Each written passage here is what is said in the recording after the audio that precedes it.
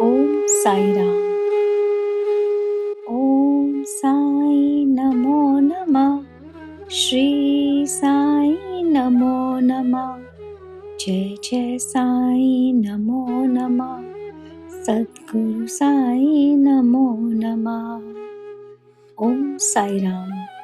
By the grace of Baba's blessings, I have been given this opportunity to read the Shirdi Sai SatCharitra for all of you. Today we'll read chapter 1, Om Sai Ram, the story of grinding wheat and its philosophical significance. According to the ancient and revered custom, Hemadpant begins the work Sai SatCharitra with various salutations. First, he makes obeisance to the god Ganesha to remove all obstacles and make the work a success, and says that Shri Sai is the god Ganesha. Second, then to the goddess Saraswati to inspire him to write out the work, and says that Shri Sai is one with this goddess and that he is himself singing his own life.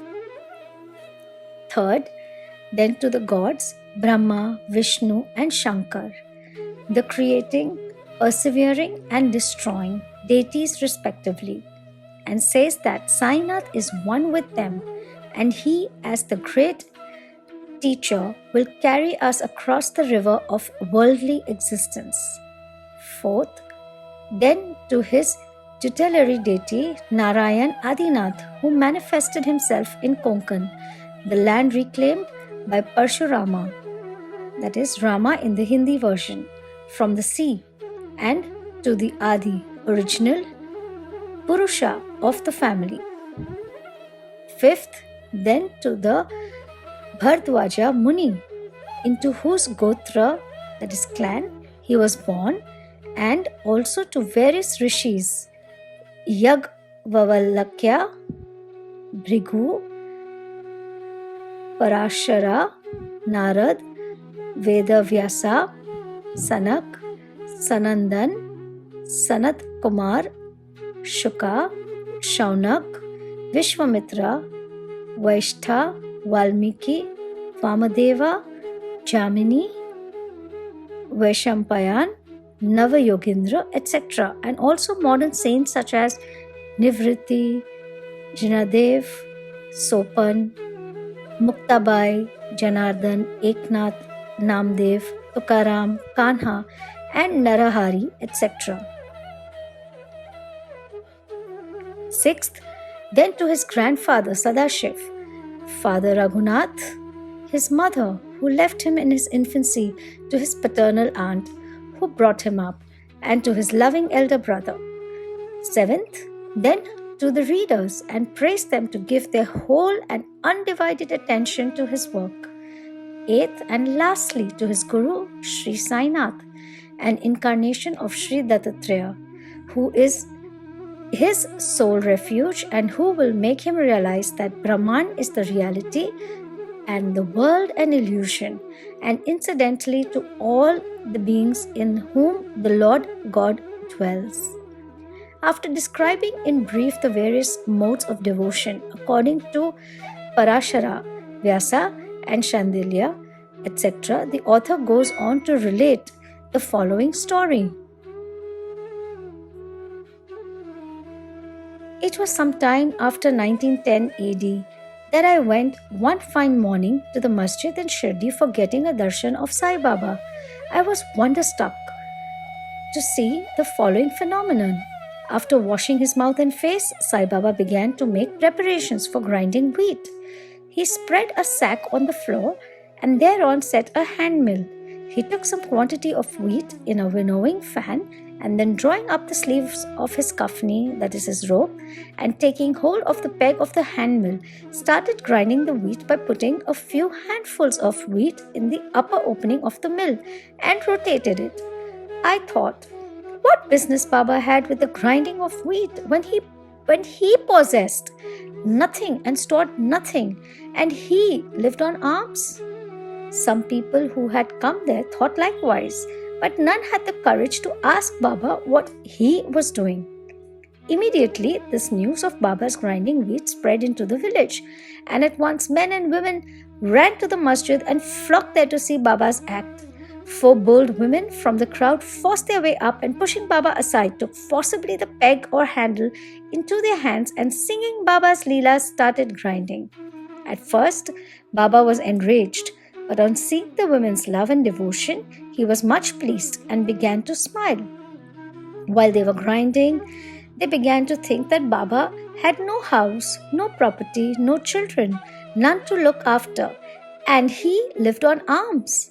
He did not require any wheat flour for making bread or roti. What will he do with this big quantity of flour? Perhaps, as Baba is very kind, he will distribute the flour amongst us.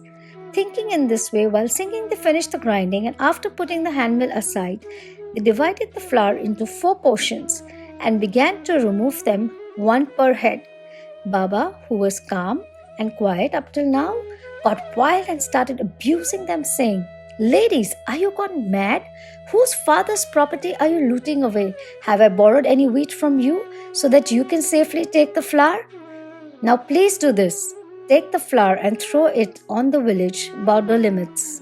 On hearing this, the women felt abashed and, whispering amongst themselves, went away to the outskirts of the village and spread the flour as directed by Baba. I asked the Shirdi people, what was this that Baba did? They replied that as the cholera epidemic was spreading in the village, and this was Baba's remedy against the same. It was not wheat that was ground, but the cholera itself was ground to pieces and pushed out of the village. From this time onward, the cholera epidemic subsided and people of the village were happy.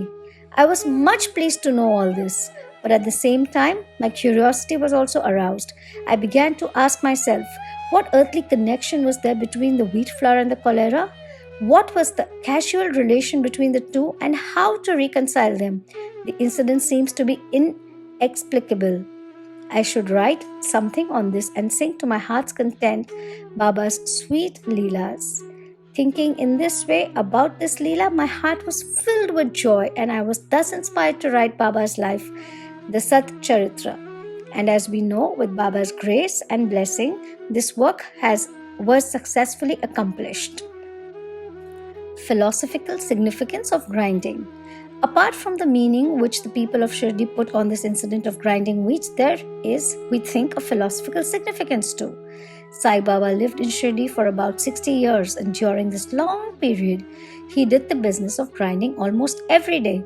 Not, however, the wheat alone, but the sins, the mental and physical afflictions, and the miseries of his innumerable devotees. The 2 stones of his mill consist of karma and bhakti, the former being the lower and the latter the upper one.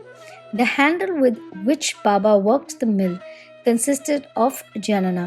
It was the firm conviction of Baba that knowledge or self-realization is not possible unless there is the prior act of grinding of all our impulses, desires, sins, and of the 3 gunas, that is sattva, raja and tama, and the ahamkara, which is so subtle and therefore so difficult to be got rid of. This reminds us of a similar story of Kabir, who, seeing a woman grinding corn, said to his guru, "Nipathira na jana, I am weeping because I feel the agony of being crushed in this wheel of worldly existence like the corn in the handmill."